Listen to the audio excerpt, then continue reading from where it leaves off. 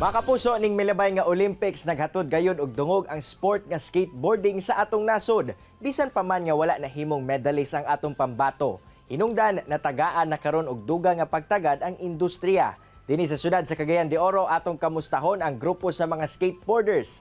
Atong makauban si Sir Carlos Martin Bade gikan sa Cagayan de Oro Skateboarding Association.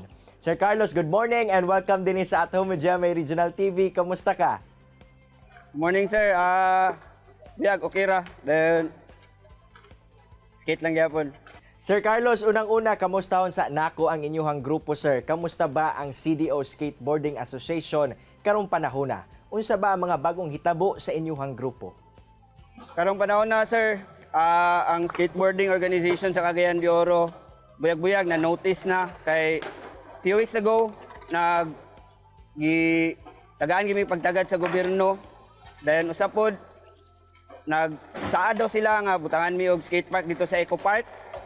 Then as of now kay wala pa man ang public skate park, mo nang gihatag nila ang Barangay 40 nga tennis court as temporary public skate park namo.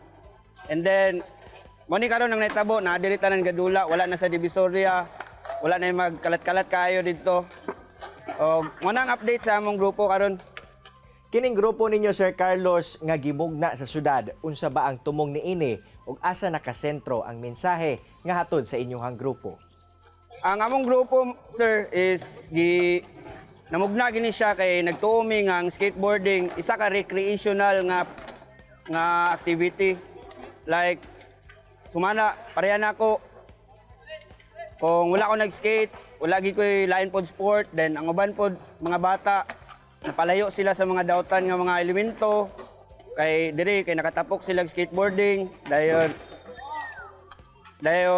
kana gusto namo nga matapok tanan nga mga skateboarder diri sa Cagayan de Oro kay daghan naman gid kay min anay mga lain-lain nga mga taga barangay nga skateboard gyapon.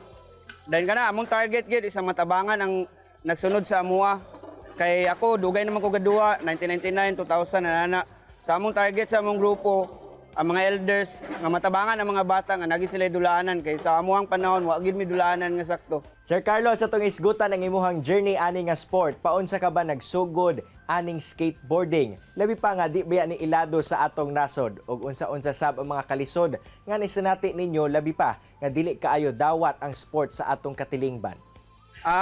Sa ako before ko na ay sa pagsugod na kog skateboard wala pa ni siya gi-accept as sport. Ang skateboarding sa una sa pagsugod na ako, murag lifestyle ra gid siya. Karon nga naa na siya sa Olympics, murag di gid ta na notice nga sport gid ay gyapon siya. Ang nakalisod sa among pagsugod sa una kay maglisod mig palit sa among gamit. Then wa mi kay bawo kung unsay ngaan ani nga mga trick, unsay asa paliton ang mga kanilagi gamit, dayon usapod wa mi dulaanan.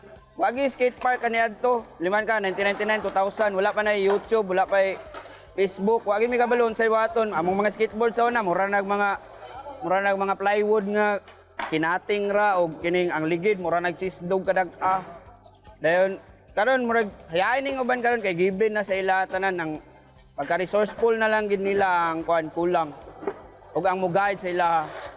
Sir Carlos, sa imuha o sa imuhang grupo, unsa-unsa ba ang mga maayong butang nga nahatod sa skateboarding sa inyuhang kinabuhi? O unsa pud ba, sir, ang mga future plans ninyo, labi pa nga mulakip sad ba mo sa mga kompetisyon? Ang skateboarding as of now nakahatagid sa ako kuan.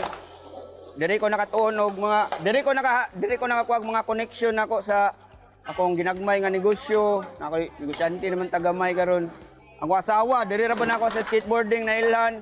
Plano nako, wala nako plano mapil og competition kay lagi nanatay medyo edad-edad na tagamay.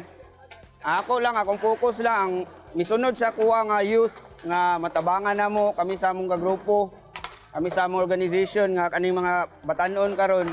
Mura mong aim sa skateboarding organization. Sir Carlos, alang sa itong mga kapuso viewers, aduna kabay tambag sa mga kabatanunan o hamtong nga buot sab mosulod ni ini nga sport? Katong mga gusto magtuon, namin diri sa Barangay 40 nga tennis court as of now, wala pa man tay public nga skate park. Pon naa kay natay galihokon ana.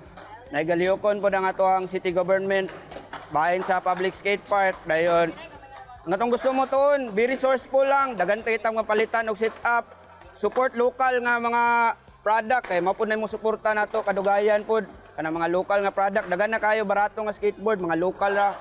Dayon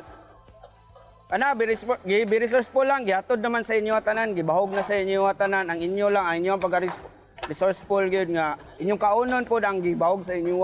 Pero napod min dire Barangay 40, daghan kayo mo gusto mo tudlo sa inyo nga bata, napoy mga elders dire nga willing mo tabang ninyo og duwa.